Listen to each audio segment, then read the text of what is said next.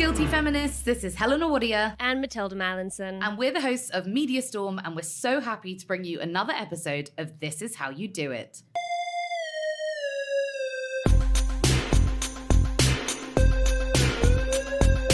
We are really excited to announce today's guest. They are the founders of Come Curious, a space where being open and talking about sex is the name of the game. And they are the hosts of Fucks Given, the podcast where they speak about sex, relationships, and body positivity with no filter, no censor, and, well, no fucks given.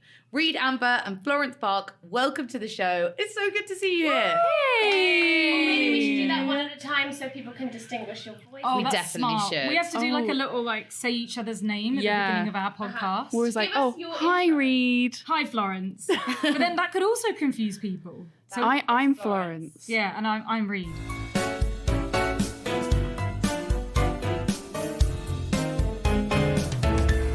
We often use this recording of This Is How You Do It as an excuse to eat and drink whatever we want. Yay. So we have here a lovely chocolate cake. Wow. The reason being? That it's kind of our birthday?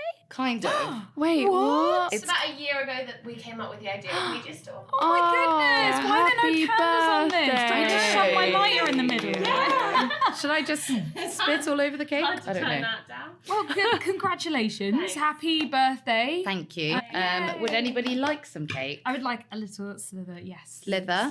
Sliver? Is it a sliver or a slither? Slither. Oh, Oh, that's a very little slither. Is but that too I'm little? talking, when are you talking about cake? A sliver of cake.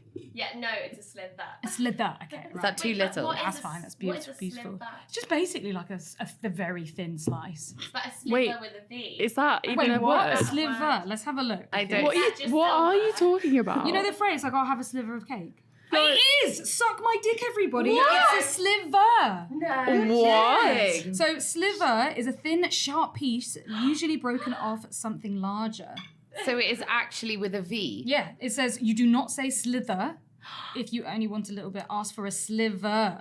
This is Wow. already a groundbreaking episode. Woo! Florence, would you like a sliver? I'm going to politely decline a sliver of cake because I am on a strict no sugar diet for Why is that? my vaginal health. Oh, yay. Not for like any diets or anything like that. It's literally just because I suffer with chronic BV. And I've been bacterial vaginosis, You know when your which vag is like smells the smelly vag super symptom. whiffy. I've had it loads, but Yeah, Florence mine gets started BV. at like the start of the pandemic, and then it kind of just didn't really go away. It went like this is a really horrible conversation to have after thinking just about before eating we cake. eat cake.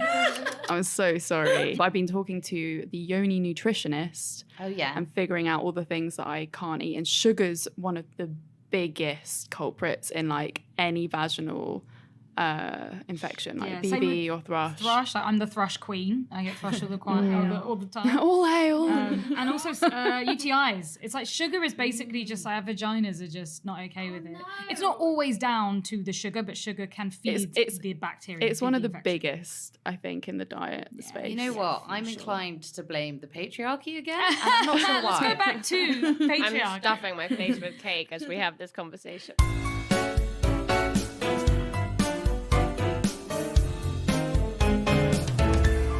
Well, I have already enjoyed how openly we have been talking because you don't get that on every podcast. And to be honest, like we wanted you on This Is How You Do It because Come Curious, it shares the same mission as Media Storm in terms of not wanting to beat around the bush and wanting to speak openly and honestly and factually to our listeners. And that is what Come Curious does. But just tell us what it is for listeners who might not know.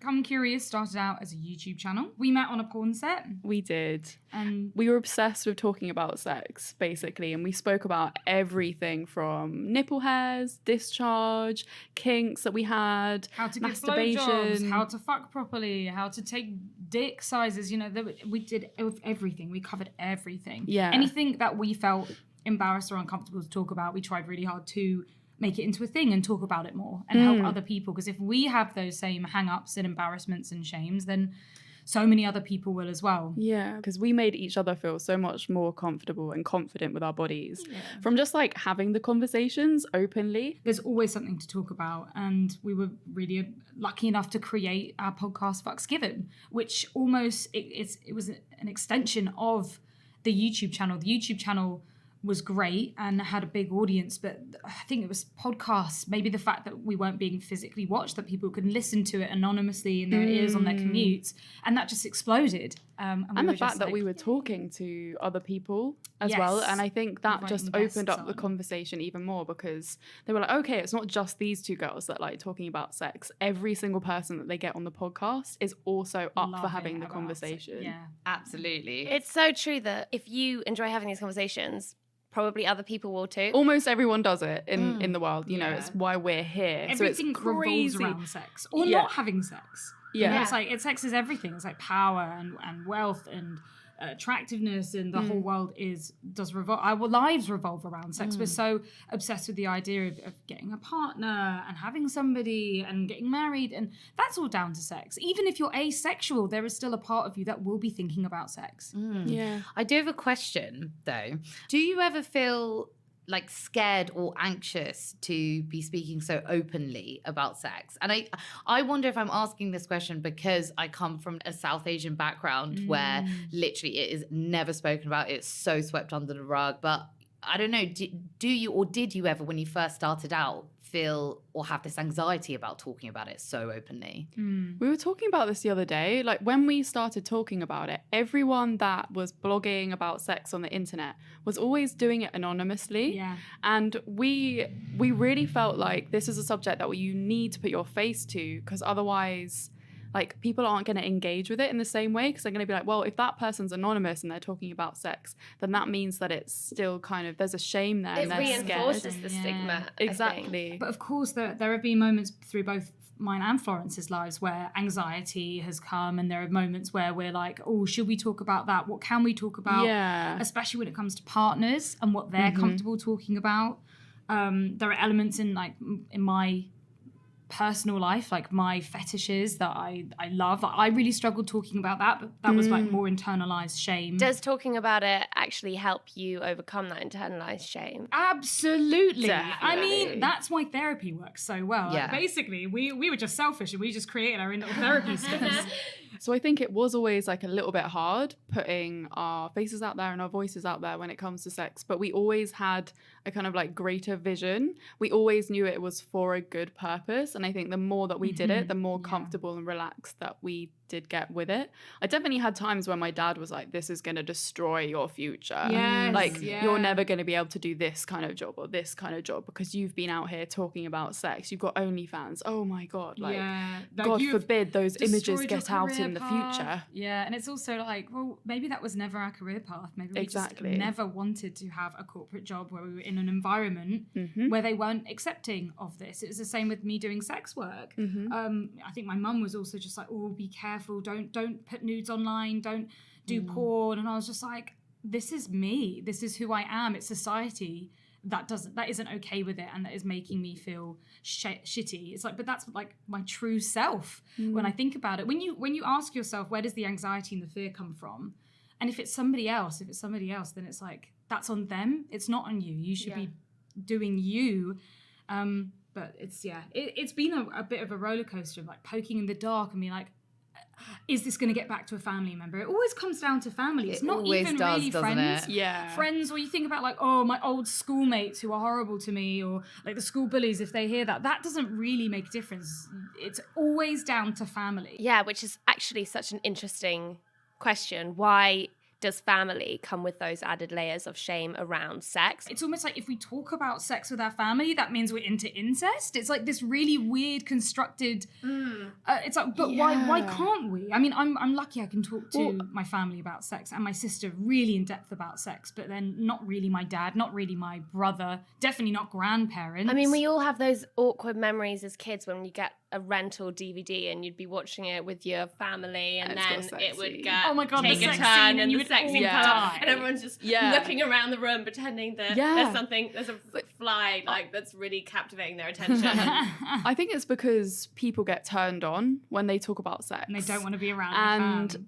that's where the I guess awkwardness comes from, because it's like, well, if I'm talking about sex and I'm getting turned on, I don't want to be around my family because that's incest. Yeah, it's like, I don't know how we jumped to it. It's just like, Freud was right, I want to fuck my Yeah. dad. Freud would have a field day. Yeah, I do you have to would. say, my mum attempted to give me the sex talk at age 25, and I had to turn Wow. around to her and say, Mum, you're literally 10 years too late. Yeah. Thanks, Mum. She tried. She was probably like, it's about time, yeah. I feel like she's ready. Yeah, maybe by 25. I'd also been in a long-term relationship for 5 years by that point. What? Mama, come on.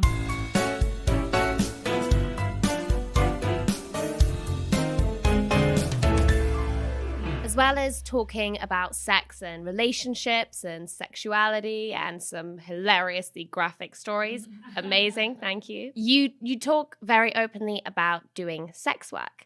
And this is something that we covered on MediaStorm in Series 1. We looked at how the mainstream media reports on sex work, and it was one of our most engaged with episodes. We had really great feedback, but a lot of people engaged so much because they said it changed their view and that they had prior misconceptions. So what are the main myths and stereotypes around sex work that you see within the media, and how do you smash those? The first thing we think about, isn't it, is like those old like Channel 4 documentaries about like people that are shoved to the streets to sell their bodies to get money. I think just, of like, film. to put food on the table for their children. And Yeah, or pimps. You think of pimps, violence, drugs. I watched The Butterfly Effect, and there's like a bit where she turns into a prostitute, a sex worker, and I was like, oh my God, no wonder I thought that prostitutes were vile and horrible beings. She's represented as like, she's got like cuts all over her body, and she's there like covering up her heroin, and like her face looks awful, and she's living in absolute squalor, and she's horrible.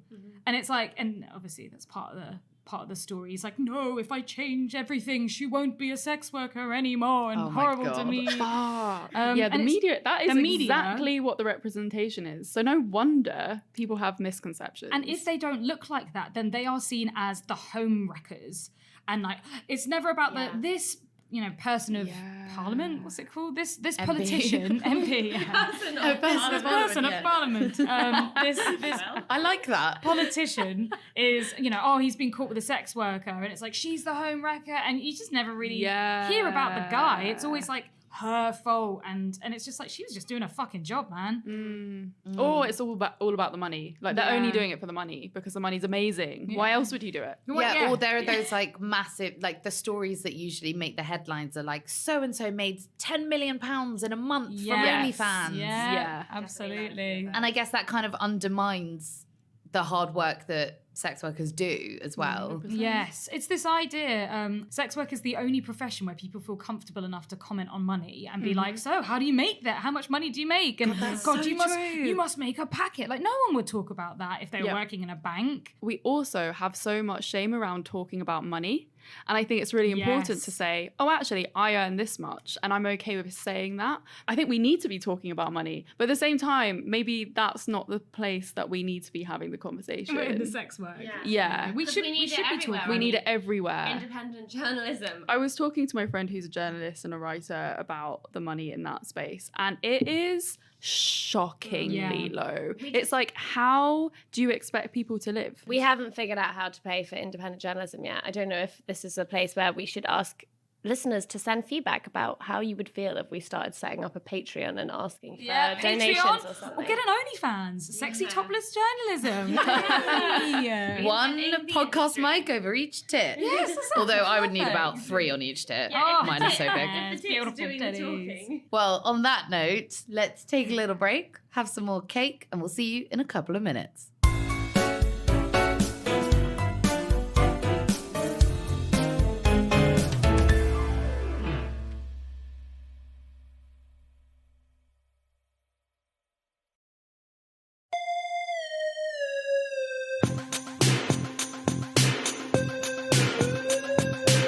Okay, everyone, it's Genie time. Here on This Is How You Do It, we have a very stingy genie. The genie only gives our guests one wish rather than 3. And it's one wish only to change anything you like about the mainstream media. Go. Do they get one wish each, or do they have to share and negotiate and agree on a collective? All the other wish? guests have had to share and negotiate. This genie sucks. Also, because it can't even grant your wish afterwards. It's like, cool. It's probably a Tory. Yeah. What would we change about the media? Probably, I don't know, like the judgment. Would we go for like judgment? If there was no judgment in the media, then people would just say it how it is. Everyone would be very frank. It would just be like, well, we're human, and of course that's going to happen. Yeah. Of course you're going to feel like that. It would be like, oh my God, that's normal. Congratulations. Yes. Yeah. Rather than, oh my God, this person had this on their body. Imagine that TV show, Embarrassing Bodies. Yes. It would just be bodies. Yeah, it would just be bodies. You'd be like, we're here to help and make everyone feel better. Yeah. A judgment-free media that can relate to stuff like abortion, and actually there's a lot of judgment when we report on abortion. There's a lot of judgment we report on sex, on sex work. Yeah, I think actually you're right, because it would encourage maybe a more intelligent approach towards reporting on crime and towards looking at root causes of crime rather than pinning everything on individual moral failures, which hasn't ever helped us to solve crime.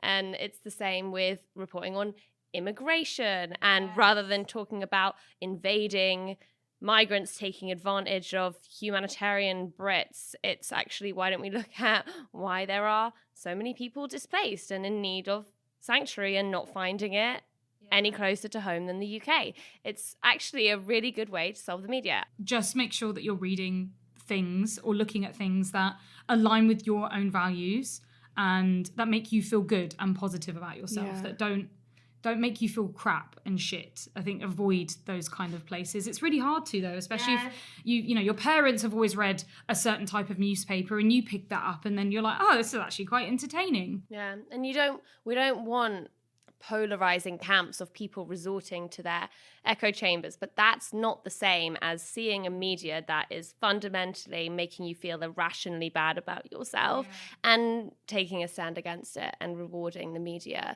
that is doing better. Yeah. Well, actually, on this topic, so we actually met at the British Podcast Awards, which was, honestly, I was such a little fat girl. I like ran up to Reed and Florence. I was like, oh my God, hi guys, I'm so curious. Yeah, Helena spotted you within about 5 minutes. Yeah. You may think it was like a cute little spontaneous. Okay, stop ruining it.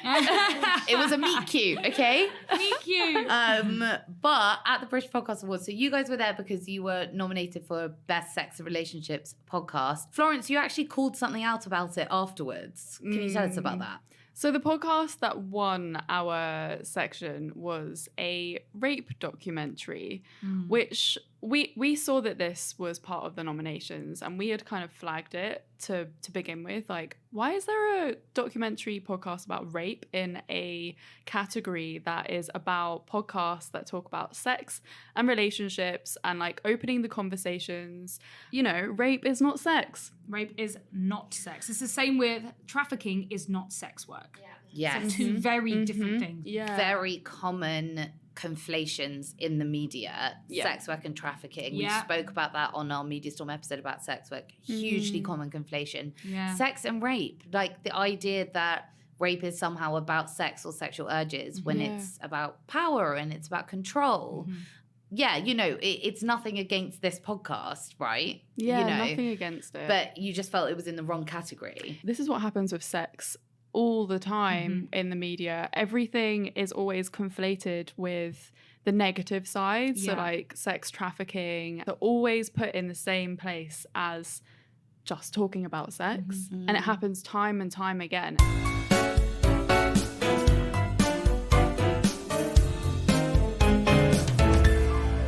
Let's end on a positive. What has been one of the most joyous moments of your careers in the media? Holy fucking shit. Wow. There are so many amazing things and moments that we've had from doing what we do. I think recently seeing our faces all over London and all over these Durex adverts, that has been incredible. I'm literally on posters holding some condoms being like, yeah, fuck correctly, guys. Yeah. I had that moment on the platform with people and I was like, oh, yeah, I'm interviewing her next week. Yeah, it's so cool. Yeah. It's like mad. It is cool. We did a talk at a festival called We Out Here last weekend, and the tent was packed, heaving and spilling out the sides because everyone wanted to be there listening to a conversation about oral sex. And it was in that moment that we were kind of like, oh shit, like people actually want to hear this. Like when you do something like us, everyone's just a number or a stat, and you don't actually connect with your audience until you see them all in front of you. And so many people came up to us afterwards as well. And I think in that moment I was like, this is why we do what we do. Like this is deeply impactful. I don't know why talking about sex is so impactful, but it is. And it was like, okay, cool. They were literally like, you changed my life. You've opened the world up to like butt stuff, and that's completely changed my whole sex. And it's just busting that shame. It's breathtaking. It's like, fucking hell. Especially from a podcast where you can only really hear our voices. Like, how did you recognize us? It's amazing. Yeah. It was so amazing. It was really beautiful. Like, I felt so proud of myself the next day. You should be. And I find that really hard. I find it very hard to be proud of myself. So it was a great moment. It was, humbling. Some really big takeaways from this show. Yeah, what a beautiful, beautiful way. Most of all, I think that it's not a sliver of cake. Yes, sliver. Wow, sliver. We went in that deep. Sliver. I know we talked about sex work and the media and politics, but really it's a sliver of cake. That's the takeaway. If you remember one thing today. If you remember one thing today, I want it to be that. Reed and Florence, thank you so much for joining us on This Is How You Do It. Where can people follow you, and do you have anything you want to plug? Of course. I mean, apart from butts. I mean, we want to plug them all. You've been thinking about that the whole episode. Nice. That was correct and smart. Of course, please follow us on our Instagram at Come Curious, spelled COME Curious. You can find us on Twitter as well. Both Florence and I have our personal Instagram accounts. I'm Reed Amber X and Florence is Florence Bark. Yes. Of course, listen to our podcast, Fucks Given. Fucks Given, spelled F***KS Given. But you can find it if you search Come Curious. COME Curious. Yeah. You always have to clarify. But thank you so much for having us on the podcast. Thanks for having us. It's been amazing, and you both do incredible stuff, so keep doing the things that you're doing. We can't wait to see you more in this space.